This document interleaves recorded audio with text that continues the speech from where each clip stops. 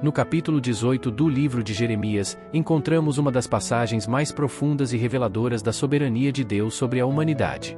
Deus instrui Jeremias a descer até a casa do oleiro, e ali ele testemunha um processo que serviria como metáfora para a relação de Deus com seu povo.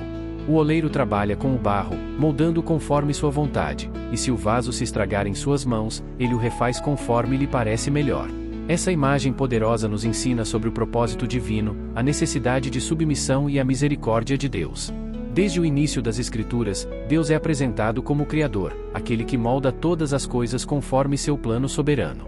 Em Gênesis 2 versículo 7, lemos que formou o Senhor Deus o homem do pó da terra, e soprou em suas narinas o fôlego da vida, e o homem tornou-se alma vivente. Assim como um oleiro molda um vaso, Deus nos molda para o cumprimento de seus propósitos. Jeremias 18 versículo 6 reforça essa verdade ao dizer: Não poderei eu fazer de vós como fez este oleiro, ó casa de Israel? Diz o Senhor. Eis que, como o barro na mão do oleiro, assim sois vós na minha mão. Essa passagem nos lembra que nossa vida não está em nossas próprias mãos, mas nas mãos de um Deus soberano que tem um plano para cada um de nós. Contudo, muitos resistem à vontade de Deus. Romanos 9 versículos 20 e 21 nos adverte: Mas, ó homem, quem és tu, que a Deus réplicas? Porventura a coisa formada dirá ao que a formou: Por que me fizeste assim? Ou não tem o oleiro poder sobre o barro, para da mesma massa fazer um vaso para honra e outro para desonra? Quando rejeitamos a obra de Deus em nossas vidas, nos colocamos em oposição ao próprio Criador, o único que sabe o que é melhor para nós. O texto de Jeremias nos mostra que, quando o vaso se estraga nas mãos do oleiro, ele não o joga fora, mas o refaz segundo sua vontade. Isso nos ensina uma lição valiosa: Deus é um Deus de restauração. Mesmo quando falhamos, Ele nos dá novas oportunidades para sermos moldados segundo o seu propósito. Davi compreendeu essa verdade quando clamou no Salmo 51 versículo 17: Os sacrifícios para Deus são o espírito quebrantado, a um coração quebrantado e contrito não desprezarás, ó Deus. Deus não rejeita aqueles que se arrependem verdadeiramente. Assim como Ele restaurou Davi, Ele pode restaurar qualquer um que se disponha a ser moldado novamente.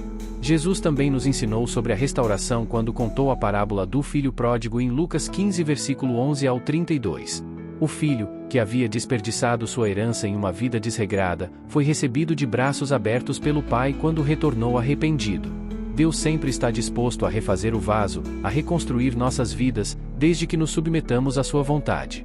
Apesar de Deus ter o controle sobre todas as coisas, Ele nos dá a escolha de obedecê-lo ou rejeitá-lo. Em Jeremias 18 versículo 7 a 10, o Senhor diz que, se uma nação que Ele ameaçou destruir se arrepender de seus maus caminhos, Ele mudará seu decreto contra ela. Da mesma forma, se uma nação abençoada por Ele se desviar, Ele retirará sua bênção. Isso nos mostra que nossas decisões têm consequências. Deuteronômio 30 versículo 19 ecoa esse princípio: Os céus e a terra tomo hoje por testemunhas contra vós, que te tenho proposto a vida e a morte, a bênção e a maldição. Escolhe, pois, a vida, para que vivas, tu e a tua semente. Deus nos dá a opção de escolher entre a obediência e a rebeldia, entre a vida e a morte. Muitas vezes, não entendemos o porquê das circunstâncias em nossas vidas.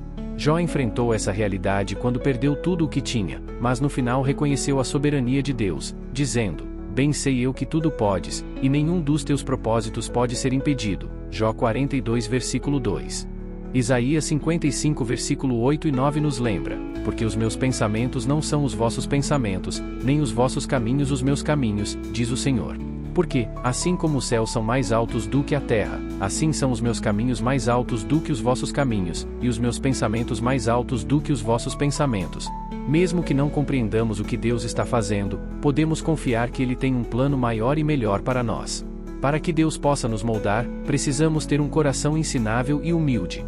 Provérbios 3 versículos 5 e 6 nos aconselha: Confia no Senhor de todo o teu coração, e não te estribes no teu próprio entendimento. Reconhece-o em todos os teus caminhos, e Ele endireitará as tuas veredas. Aqueles que endurecem seus corações acabam se afastando do plano de Deus. O faraó do Egito, por exemplo, resistiu às ordens de Deus através de Moisés e colheu a destruição. Por outro lado, quando nos rendemos a Deus, experimentamos sua paz e direção. O que podemos aprender com Jeremias 18? Deus tem um plano para cada um de nós, mas para que Ele cumpra esse plano, precisamos estar dispostos a sermos moldados. Se nos rebelarmos contra suas mãos, podemos nos tornar vasos rachados, incapazes de cumprir nosso propósito.